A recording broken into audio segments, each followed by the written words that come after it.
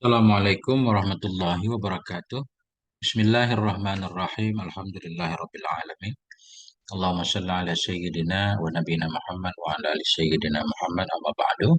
Teman sahabat semuanya dimanapun berada, semoga semuanya senantiasa dalam lindungan Allah, dalam keadaan sehat walafiat. Amin. Allahumma amin. Kita lanjutkan belajar membaca kitab Al-Qawaidul Usuliyah wal Fiqhiyah. Alhamdulillah sudah di halaman 33. Qala al-musannifu rahimahullah wa nafa'ana bi ulumihi amin ya rabbal alamin. Al-faslu salisu al-qawaidul fiqhiyatu wal usuliyatul ukhra allati laha ta'alluqun mubashirun bil ami. Bermula pasal yang ketiga itu kaedah-kaedah fiqhiyah dan kaedah-kaedah usuliyah, kaedah yang lain. Kaedah allati laha yang baginya kaedah itu ta'alluqun, ada hubungan, mubashirun, ada hubungan langsung bil ami terhadap orang awam. Jadi dari pasal 2, pasal 1 sebelumnya membahas tentang kaedah juga. Ini ada kaedah-kaedah tambahan, baik kaedah fikih dan kaedah usul, yang berkenaan langsung dengan kehidupan orang awam sehari-hari. Ya, wafihi ada asyara pembahasan. Sampai dalamnya pasal yang ketiga itu ada 11 pembahasan. 11 pembahasan. Al-Mabhasul awal, bermula pembahasan yang pertama, itu al-muradu bil ahkami syara'iyyatil waridati fi fatwal mujtahid. Itu yang dimaksud, bermula pembahasan yang pertama itu yang dimaksud dengan hukum-hukum syar'i yang datang ianya hukum syar'i dalam fatwa mujtahid. Ketika kita orang awam mengalami satu masalah, kita pengen nanya hukum ke mujtahid. Nah, hukum yang dimaksud itu hukum apa? Ini akan dijelaskan. Al-mabhasusani ala katul ami bil kiro'ah. Bermula kajian pembahasan yang kedua itu hubungannya orang awam dengan kiro'ah. Kiro'ah ayat nanti. Karena satu ayat kadang ada beberapa cara baca. Boleh nggak kita orang awam membaca? Al-mabhasus salisu al-af'alun nabawiyah. Pembahasan yang ketiga itu perbuatan-perbuatan Nabi. Apakah semua perbuatan Nabi jadi syariat atau bagaimana? Al-mabhasul rabi'u isdarul ami lil fatwa. Bermula pembahasan yang keempat itu isdarul ami. Itu majunya orang awam untuk memberi fatwa. Boleh nggak orang awam memberi fatwa? Al-mabhasul khamisu, pembahasan yang kelima, mayata'alaku bil ami. Itu sesuatu yang berhubungan ya dengan orang awam min ahkamil wajibil muasa, dari hukum-hukum yang wajib yang muasa. Ada sebagian hukum dia wajib tapi muasa, waktunya luas. Seperti kewajiban melaksanakan ibadah haji. Nah, apakah begitu kita mampu langsung wajib ke haji atau bagaimana nanti dibahas. Kemudian al-mabhasus sadisu al-matalibu bil wajibil kafai. Pembahasan yang keenam yaitu perintah-perintah yang berkaitan dengan wajib kifayah. Mabhasus sabi'u, pembahasan yang ketujuh qat'ut ta'ati ba'da syuru'i fiha. Memutuskan ketaatan sesudah masuk dalamnya taat. Sesudah kita sholat, kemudian kita memutuskan sholat. Boleh enggak? Haji juga begitu nanti. Mabhasus saminu, pembahasan yang kedelapan takliful kufari bil furu'i. Taklifnya orang kafir dengan furu' syariat. Apakah orang kafir dibebankan, diperintahkan untuk melakukan furu'-furu' syariat seperti sholat, puasa. Mabhasus tasi'u, pembahasan yang kesembilan tafsirul amilil Quran. Penafsirannya orang awam terhadap Al-Quranul Karim.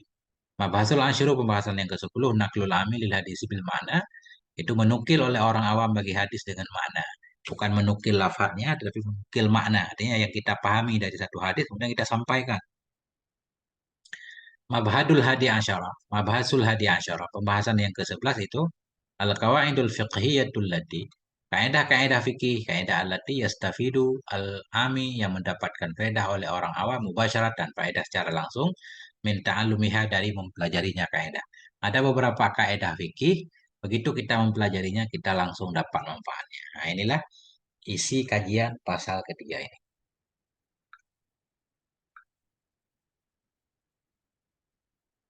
Bismillahirrahmanirrahim. Al-mabhasul awalu, bermula pembahasan yang pertama itu al-muradu bil ahkami syar'iyyatil waridati fil fatwa. Itu yang dimaksud dengan hukum-hukum syariat yang datang ianya hukum syariat dalam fatwa. Apa yang dimaksud dengan hukum syariat yang ada dalam fatwa mujtahid? Nah, ini. Katsiran ma yasta'milul mufti al-fadal ahkamit taklifiyah. sering sekali, kasih Roma sering sekali, yasta'milul mufti, menggunakan oleh mufti akan lafad-lafad hukum taklifi. Hukum taklifi wajib, sunnah, haram, makruh kan. Nah, itu para pemberi fatwa memang menggunakan istilah itu. Apa hukum begini? Oh, wajib. Apa hukumnya? Sunnah. Nah, itu. Jadi kita sebagai orang awam tentunya harus paham apa itu wajib, apa itu sunnah. Wabitali dengan demikian, falami muhtajun ila ma'rifati aksamil hukmi taklifi. Maka bermula orang awam itu yang memerlukan ia kepada mengenal pembagian-pembagian hukum taklif. Karena mufti menggunakan lafad-lafad hukum taklif, kita sebagai orang awam yang pengen bertanya kepada mufti, maka kita perlu mengetahui pembagian hukum taklifi. Wa makna kulli kismen wa asma'ihi. Makna kita atah kepada aksam. Maka bermula orang awam itu memerlukan ia kepada mengenal hukum-hukum taklifi, kepada mengenal makna setiap kelompok dan nama-namanya. Namanya hukum taklifi, wa ma yatarattabu dan mengenal ma. Yatarattabu yang terjadi ianya ma di atas melakukannya hukum taklifi, wa ala tarkihi dan meninggalkannya hukum taklifi. Jadi kita harus tahu juga akibat melaksanakan wajib apa, akibat melaksanakan haram apa, fasid apa dan seterusnya. Fal hukmu taklifiyu khamsatu aqsamin. Maka bermula hukum yang taklifi itu ada 5 macam. Iya, dianya 5 itu al-qismul awalu al-wajib. Bermula kelompok yang pertama dari 5 itu wajib. Nah, hukum taklifi pertama namanya wajib. Wahwa ma talabahu syari'u talban jaziman. Dan dianya wajib itu sesuatu yang meminta akannya sesuatu oleh syari'. Syari' ini Allah, Nabi, agama. Dianya wajib itu mah yang meminta akannya oleh syari' akan sebagai permintaan yang jazib. Yang pasti, yang nggak boleh tawar-menawar. Artinya wajib itu sesuatu yang agama menganjurkan kita untuk melakukannya. Enggak boleh tidak kita lakukan. Mana contoh wajib? Wa misaluhu sholatu. Bermula contohnya wajib itu sholat. Tolabah syari'u tolban jaziman biqaulih. Meminta akannya sholat oleh syari' akan sebagai permintaan yang jazim, yang pasti biqaulihi dengan ucapannya syari'. Jadi syari' di sini berarti Allah. Bermula contohnya wajib itu salat meminta akannya salat oleh syariat oleh Allah Subhanahu wa taala akan permintaan yang jazim dengan firman-Nya Allah Subhanahu wa taala. Aqimis shalah, laksanakan olehmu akan salat. Jadi aqim ini mutlak amar wajib kan? Aqimis shalah berarti melaksanakan salat itu wajib. Aqimis shalah, laksanakan olehmu akan salat. Al-Isra, surat Al-Isra ayat 78. Adapun wajibatan maka ada ayatnya salat itu wajib. Wa min asma'ihi al-maktubu wal fardu wal hatmu wal lazim. Sebahagian dari nama-namanya wajib itu maktub. Jadi maktub juga wajib. Maktub. Maktub inna sholata kanat 'alal mu'minina kitaban. Kitaban mauquta. Kitaban berarti kewajiban ya diwaktukan. Fardu misalkan. Fardu itu wajib. Wal hatmu juga wajib. Wal lazimu lazim juga wajib. Al-qismu tsani al-mandub. Bermula kelompok yang kedua dari hukum taklifi itu namanya mandub. Sesuatu yang dianjurkan. Wahwa ma raghiba syari'u fi fi'lihi min ghairi ijabin. Dianya mandub itu sesuatu yang menganjurkan oleh syari' oleh Allah dalam melakukannya sesuatu min ghairi ijabin dari ketiadaan diwajibkan. Agama menganjurkan kita melakukannya, tapi nggak dipaksa, nggak wajib. Itu namanya mandub. Wa misaluhu al-afu an isa'atil akharin. Bermula contohnya mandub itu memaafkan dari menyakiti oleh orang lain. Maksudnya dari menyakiti orang lain akan kita. Itu fa'il, maf'ulnya mahdhuf. Memaafkan dari menyakiti oleh orang lain akan kita. Ketika seorang menyakiti kita, kita boleh membalasnya sesuai dengan ukuran dia menyakiti kita. Cuma sunnahnya kita maafkan. Nah, itu. Raghiba syari'u fi fi'lihi fi qaulihi ta'ala. Menganjurkan oleh Allah dalam melakukannya memaafkan tadi fi qaulihi ta'ala dalam firman-Nya Allah Subhanahu wa taala. Walaman sabara wa ghafara inna zalika lamin azmil umur. Sungguh bermula orang-orang yang bersabar ia dan memaafkan ia. Itu sesungguhnya demikian itu lamin. Sebahagian dari azmil umur. Dari yang beratnya perkara. Jadi bersabar memaafkan orang lain ketika kita disakiti itu berat. Karena itu nilainya banyak. Ada pahalanya. Pengennya ketika orang menyerang kita, kita menyerang balas. Tapi Allah menganjurkan kita memaafkan. Wa'arid anil jahilin. Berpaling dari orang-orang yang bodoh. Nah, itu sunnah. Walam yujibuhu dan tidak mewajibkan ianya Allah akannya memaafkan. Tidak wajib memaafkan. Kalau kita pengen pahala ya kita maafkan. Fayakunu manduban. Maka ada ianya memaafkan itu jadi mandub sunnah. Wa hukmuhu yastahiqu fa'iluhu sawaba idza nawa bihi taqarruba lillahi wa la yu'aqabu tarikuh. Formula hukumnya mandub itu berhaklah oleh pelakunya mandub akan pahala. Formula hukumnya mandub itu berhaklah oleh orang yang melakukannya mandub akan pahala. Kalau kita mau melakukan sunnah dapat pahala. Contohnya, kalau kita memaafkan orang lain dapat pahala. Syarat. Idza nawa bihi taqarruba. Bila meniat ia dengannya memaafkan akan mendekat kepada Allah. Kalau kita melakukan sunnah niat untuk takarub mendekat kepada Allah, memaafkan orang lain karena niat melaksanakan perintah Allah, itu dapat pahala. Tapi kalau memaafkan orang lain karena memang kita tidak mampu membalas, andaikan kita mampu, enggak akan kita maafkan. Nah, itu enggak dapat pahala kan? Wala yu'aqabu tariku dan tidak akan dihukum akan orang yang meninggalkannya mandub. Ya.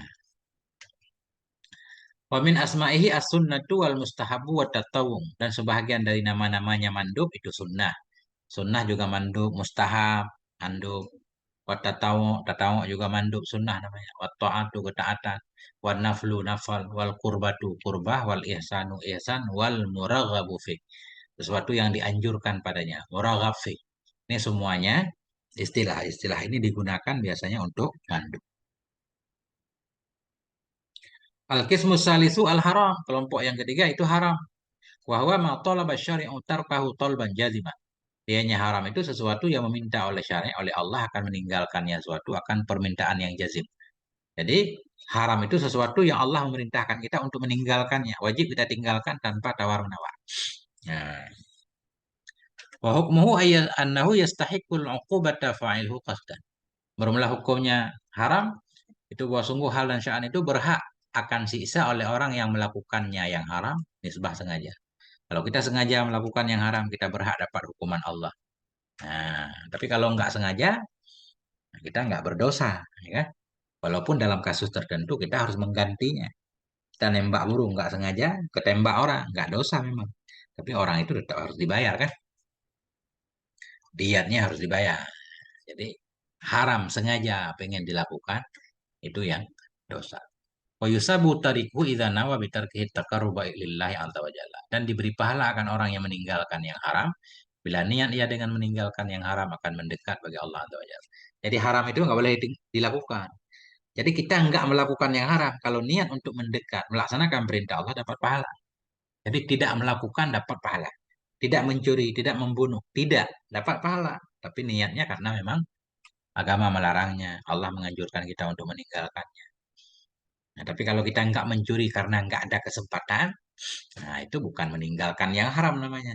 Nggak dapat pahala. Wa misaluhu aklur riba. Bermula contohnya haram itu makan riba. Talaba syari'u tarkahu talban jaziman biqaulihi ta'ala.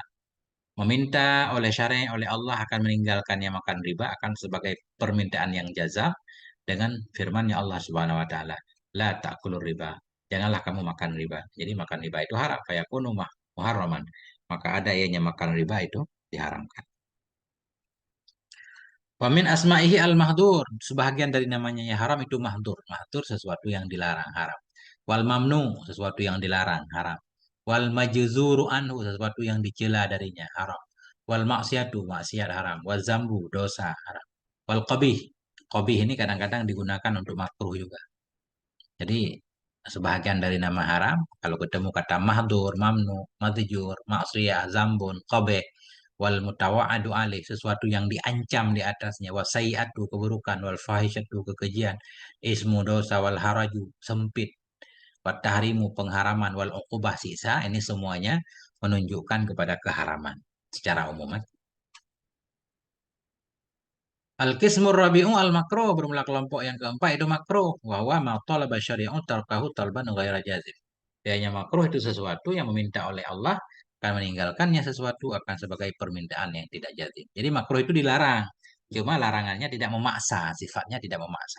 Lebih bagus jangan kita lakukan.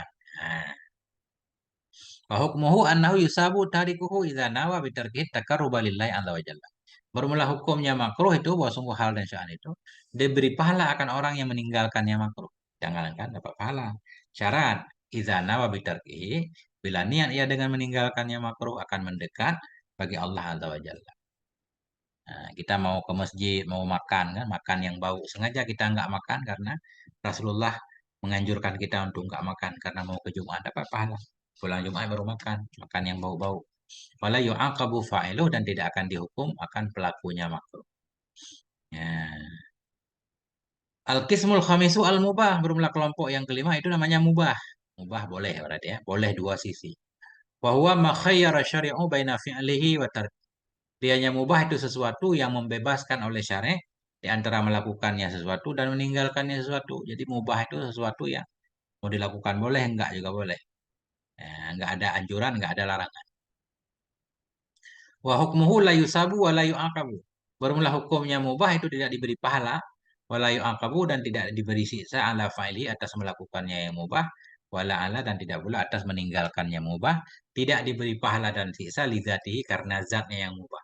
Jadi mubah sesuatu yang dilakukan tidak dilakukan, ditinggalkan tidak ditinggalkan, nggak dapat pahala, nggak dapat siksa karena barang itu sendiri tanpa melihat unsur lain. Contoh misalkan, jual beli mubah. Kita mau jual beli boleh, mau tidak jual beli boleh. Tanpa melihat kepada barang yang kita jual. Jual beli pada dasarnya boleh.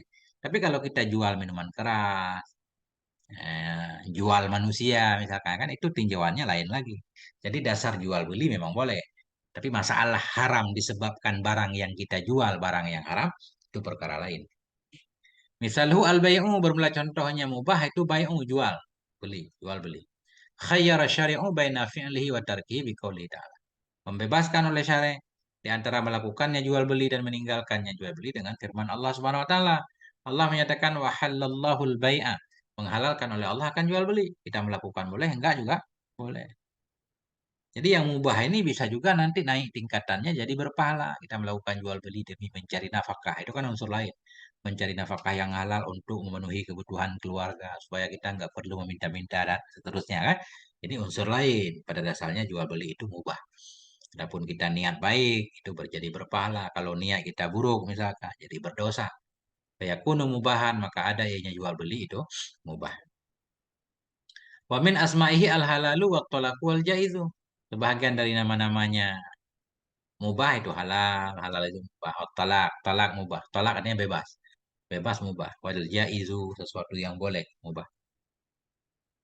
Wa kama ihtajal ami ila ma'rifati ma'anil ahkamit taklifiyati huwa muhtajun ila ma'rifati ba'di ma'anil ahkamil wad'iyah. Dan sebagaimana memerlukan oleh orang awam kepada mengenal makna-makna hukum taklifi, huwa bermula dianya si ami itu muhtajun itu yang perlu pula kepada mengenal sebagian makna-makna hukum wad'i.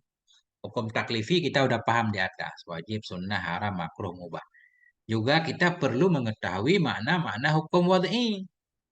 Hukum wad'i nanti syarat, mane, fasid, ya kan? Sahih.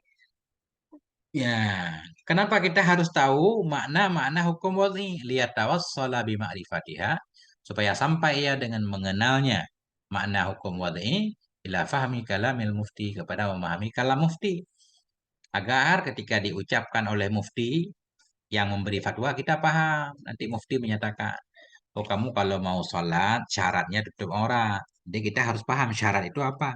Jadi syarat itu hukum wad'i. Wa fi dhanni anna hajatahu muta'ayyinatun li fahmi al-fadil. Dan pada prasangkaku kata musannif, bahwa sungguh hajatnya si Ami itu tertentu, sesuatu yang mesti. Dan pada prasangkaku bahwa sungguh hajatnya si Ami itu tertentu bagi memahami lafaz. Atau maksudnya begini, jadi kita orang awam perlu mengenal hukum wad'i ini cukup yang penting memahami istilahnya, makna lafaznya, syarat itu apa, mane itu apa, udah. Ya, karena itu berkaitan dengan hukum taklifi juga. Iya, dianya hukum wad'i itu al-lafdul awalu asyartu. Formula lafaz yang pertama itu syarat. Ini syarat hukum wad'i. Artinya Allah atau agama menentukan sesuatu itu menjadi syarat terhadap sesuatu yang lain. Contoh, pemisaluhu at-taharatu syartun lis-shalah. Bermula contohnya, syarat itu. Bermula taharah itu syarat bagi sholat ya. Taharah syarat bagi sholat. Sholat wajib. Taharah menjadi syarat bagi sholat. Apa arti syarat? Sesuatu kalau ada dia, sesuatu kalau dia nggak ada masyru', nggak ada sholat. Taharah syarat bagi sholat. Berarti kalau nggak ada taharah, pasti nggak ada sholat. Walaupun ada taharah, belum tentu ada sholat. Karena disyaratkan yang lain-lain juga kan. Ya, suci syarat bagi sholat. Kalau nggak ada bersuci, pasti nggak ada sholat. Nah, jadi kita paham nanti. Jumlah contohnya syarat itu bersuci itu menjadi syarat bagi sholat, bagi sah sholat maksudnya. Wa hukmuhu annahu la yatimmu husulul masyruti illa biwujudih. Bermula hukumnya syarat, bahwa sungguh hal dan sya'an itu tidak sempurnalah oleh hasil masyruut kecuali dengan adanya syarat. Ya. Taharah itu syarat bagi sholat. Nah, nggak sempurna hasil masyruut, nggak sempurna hasil sholat kecuali dengan adanya taharah. Al-lafzu tsani al-mane bermula lafaz yang kedua itu mane, mane penghalang. Wa misaluhu bermula contohnya mane itu al-abwatu. Al-abwatu mani'atun min wujubil qisas, min wujubil qisas. Bermula kebapakan itu menghalangi daripada wajib qisas. Jadi penghalang wajib qisas itu kalau yang membunuh seorang anak itu ayahnya. Nah, jadi sifat ayah itu menghalangi dari wajib qisas. Tadinya qisas wajib diterapkan karena ada mane sehingga qisas nggak boleh ditegakkan. Nah, contoh syarat sah sholat suci kan, haid. Perempuan yang berhaid nggak boleh sholat karena haid itu namanya mane, sesuatu yang menghalangi untuk sahnya suatu ibadah. Wa hukmuhu dan bermula hukumnya mane itu annahu biwujudil mane yantafi wujudul hukm. Bermula hukumnya mane itu bahwa sungguhnya hal dan sya'an itu dengan sebab wujudnya mane ternafilah oleh wujud hukum. Kalau ada mane nggak ada hukum, ada haid nggak ada sholat, ada kebapakan nggak ada kisah. Al-lafzu salisu as-sahih bermula lafaz yang ketiga itu sahih. Wa misaluhu bermula contohnya sahih itu as-salatul lati tawafarat fiha syurutuha wa arkanuha wa wajibatuha. Bermula contohnya sahih itu salat. Salat allati yang sempurna padanya salat oleh syarat-syaratnya salat, rukun-rukunnya salat, wajib-wajibnya salat, wantafat dan ternafi darinya salat mawani'uha oleh penghalang-penghalangnya salat. Jadi contoh sahih itu salat yang lengkap syaratnya, lengkap rukunnya, lengkap wajibnya, dan tidak ada penghalang, nggak ada nggak ada nifas. Berarti salat yang kita lakukan sahih. Nah, wamisluhu al-bai'u wan nikah bermula misilnya sahih juga. Itu jual beli dan nikah. Nikah cukup syarat rukunnya. Rukun nikah ada wali, ada saksi kan. Berarti nikah kita sahih. Jual beli kita sahih. Wa hukmuhu annahu tatarattabu alaihi al-asarul maqsudatu minhu. Bermula hukumnya sahih itu bahwa sungguh hal dan sya'an itu terjadi di atasnya sahih, sahih sesuatu oleh asar, oleh efek yang dimaksudkan darinya sahih. Sesuatu yang sahih berarti asar, efek atau tujuan kita dari melakukan sesuatu itu jadi dapat. Bermula hukumnya saya bahwa sungguh hal dan syar'i itu terjadi di atasnya salah oleh asar. Asar, efek ya, yang dimaksudkan. Asar-asar yang dimaksudkan darinya sahih. Kita sholat, tujuan sholat dapat pahala. Kalau sholat kita sahih berarti asarnya pahalanya kita dapat. Kita menikah, pengen menggauli istri misalkan segala macam. Kalau nikahnya sahih, berarti manfaat itu kita dapatkan. Kalau nggak sahih berarti efek akibat baik dari itu tadi nggak kita dapatkan. Nah itu. Wa min asma'ihi al-mujzi wal maqbulu. Sebahagian dari namanya sahih itu mujzi, memadai wal maqbul dan diterima. Nah, itulah sahih. Al-lafdzur rabi'u al-fasid. Lafaz yang keempat hukum wadhi itu fasid. Wa huwa al-amalul ladzi faqida syartan min syurutihi aw ruknan min arkanihi ma'al qudrati alih. Dianya fasid itu satu amalan. Amalan aladhi yang tidak mendapati, tidak melengkapi ianya amalan akan satu syarat. Dianya fasik itu satu amalan, amalan fakidah yang kehilangan ianya amalan akan satu syarat dari syarat-syaratnya amalan atau akan satu rukun dari rukun-rukunnya amalan bersama mampu di atasnya syarat dan rukun. Jadi fasik satu amalan yang nggak cukup syaratnya, nggak cukup rukunnya, padahal dia mampu. Syarat sah sholat, wudhu misalkan bersuci. Sekarang kita sholat nggak bersuci, nah, kurang syaratnya berarti sholat kita fasik. Bersama mampu tentunya, artinya mampu. Air ada, kita nggak sakit, nah. Beda lagi kalau kita nggak mampu melaksanakan syarat. Nah, kadang ibadah kita tetap sah walaupun kadang harus diulang. Nah, ini contohnya wa misaluhu. Bermula contohnya fasid itu salatu ghairil mutawaddi'i amidan. Itu salat orang yang tidak berwudu. Salatnya selain orang yang berwudu. Salatu ghairil mutawaddi. Salat selain orang yang berwudu amidan. Hal keadaan ia itu yang sengaja. Ma'a wujudil ma'i bersama ada air, wal qudrati bersama mampu ala istimali kepada menggunakan air. Kita sengaja sholat nggak wudhu. Padahal air ada. Berwudhu mampu nggak sakit. Sholat nggak pakai wudhu. Sholat kita fasid. Wa hukmuhu annahu la yatarattabu alaihi asarhul maqsudatu minhu. Bermula hukumnya fasid itu bahwa sungguh hal dan sya'n itu la tatarat tabu tidak terjadi di atasnya yang fasid tadi oleh bekasnya, oleh bekas yang dimaksudkan darinya. Mana cara mengartikan? Bermula hukumnya fasid, hukumnya ibadah yang fasid itu bahwa sungguh hal dan sya'an itu tidak terjadi di atasnya sesuatu yang fasid oleh asarnya sesuatu yang fasid, asar yang dimaksudkan darinya sesuatu. Apa asar? Min bara'atiz zimmah, dari lepasnya tanggung jawab. Jadi sesuatu yang fasid itu akibatnya hukum yang kita dapatkan dari yang fasid, tujuan tadi yang mestinya ada jadi nggak ada. Allah memerintahkan kita sholat. Kalau sholat kita sahih, kita lepas tanggung jawab. Kalau sholat kita fasid, berarti kita nggak lepas tanggung jawab. Apa asar yang dimaksud? Mim bara'ati zimmah, lepas tanggungan. Nggak lepas tanggungan. Nah, karena sholat kita fasid. Wasukutil qadha, gugur qadha. Sesudah sholat, kalau sholat sah mestinya nggak perlu qadha kan? Nah, sekarang nggak gugur qadhanya karena sholat kita fasid. Falhusuli alal ajri wasawabi, dan dari mendapatkan pahala, upah dan pahala. Kalau fasid nggak dapat upah dan pahala. Wa min asma'ihi al-batilu. Sebahagian dari namanya fasid itu batil. Ya, dua lagi. Al-lafdul khamisu al-ada. Bermula lafad yang kelima itu ada. Tunai. Apa makna tunai? Wahwa ma fu'ila fi waktihil muqaddari syar'an. Dianya ada itu ma yang dilakukan. Akan dianya ma pada waktunya ma yang ditakdirkan akan dia waktu pada syar'an. Sesuatu yang diperbuat dalam waktunya, waktu yang ditakdirkan akan dia waktu pada syarat. Melakukan sesuatu dalam waktunya, namanya ada. Nah, misalnya bermula contohnya ada itu sholat duhri ba'da zawal. Sholat duhur sesudah tergelincir matahari. Pas dalam waktu, namanya sholat ada.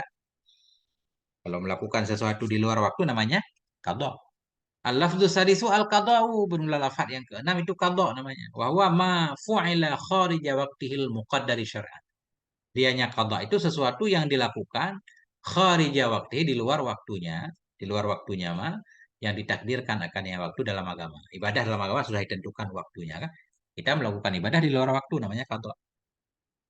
Wa misalu siyamul mukallafi ayyaman min syawalin badalan an ayyamin min ramadhana lam yasumha. Bermula contohnya qadha itu puasanya si mukallaf akan beberapa hari dari bulan Syawal. Di bulan Syawal kita puasa beberapa hari badalan sebagai ganti an ayyamin min ramadhana, dari beberapa hari dari Ramadan lam yasumha yang belum puasa ya akannya beberapa hari Ramadan. Puasa Ramadan kita tinggalkan. Kemudian di bulan Syawal kita qadha, kita ganti kita puasa. Nah, ganti itu namanya qadha.